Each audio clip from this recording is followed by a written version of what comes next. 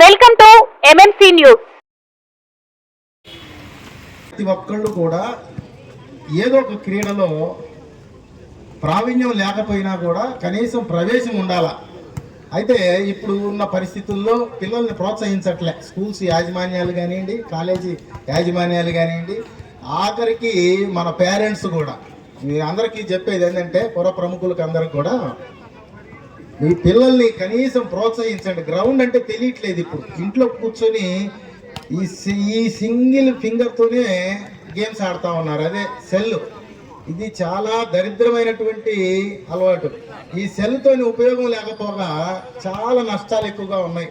దీనివల్ల ఎన్ని నష్టాలంటే ఇక చెప్పలేను. మా దగ్గరికి వచ్చే దాంట్లో కేసుల్లో మ్యాక్సిమం ఈ సెల్ ఫోన్తో రిలేటెడ్ కేసులే వస్తాయి.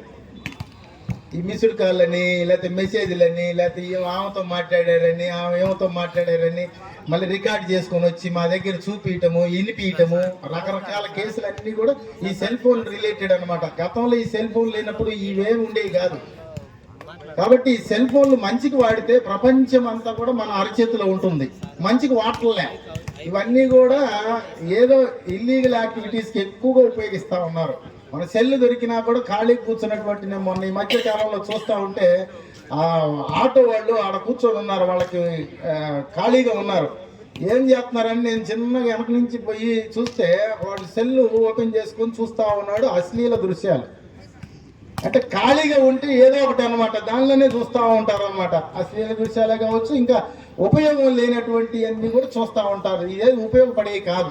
దానివల్ల సమాజానికి ఉపయోగం ఏం లేదు, వాడికి ఉపయోగం ఏం లేదు. ఈ రకమైనటువంటి వాటి వల్ల చాలా యాక్సిడెంట్లు కూడా జరుగుతూ ఉన్నాయి. ఈ సెల్ ఫోన్ల వల్ల ఎన్నో రకాలైనటువంటి కేసులు నమోదవుతూ ఉన్నాయి. భార్యాభర్తల మధ్య విభేదాలు వస్తూ ఉన్నాయి. ఈరోజు సెల్ ఫోను సీక్రెట్ లాక్లు పెట్టుకుంటారు. నా ఉద్దేశం లేదంటే ఫోన్ ఓపెన్గా పెట్టాలా. భర్త ఫోన్ని భార్య తీసి ఓపెన్ చేయగలగాల, భార్య ఫోన్ని భర్త ఓపెన్ చేసి చూడగలగాల. ఆ రకమైన పరిస్థితి ఉంటేనే ఆ సంసారం బాగుంటుంది. కానీ ఇప్పుడున్న పరిస్థితుల్లో చాలా సీక్రెట్గా పెట్టేసుకుంటున్నారు అంతా కూడా. అంటే భార్యకు కూడా తెలియనటువంటి సీక్రెట్ నెంబర్లు అవసరం వస్తే రోజు రోజు మార్చేస్తున్నారు అన్నమాట. ఈ రకమైనటువంటి టెండెన్సీ వల్ల ఉపయోగం లేదు. దానివల్ల ఏంటంటే ఇల్ ఫీలింగ్స్ అనేది వస్తూ ఉన్నాయి. భార్యాభర్తల మధ్యలో కూడా ఏం చేస్తున్నాడా, ఈ మా ఆయన పోతున్నాడు, సాయంత్రం వరకు రావట్లేదు, ఈ ఎటుపోయినాడు, గంట సేపు పోయింది, ఇంతసేపు ఆమెతో మాట్లాడక చూశాను. ఈ పక్కన వాళ్ళు కూడా చెప్తుంటారు అనమాట, మీ ఆయన అక్కడ పలానా దగ్గర ఆమెతో మాట్లాడుతున్నాడు మార్కెట్ దగ్గర, నేను చూశాను. ఆమె వచ్చేసి ఏమో చెప్పేసింది.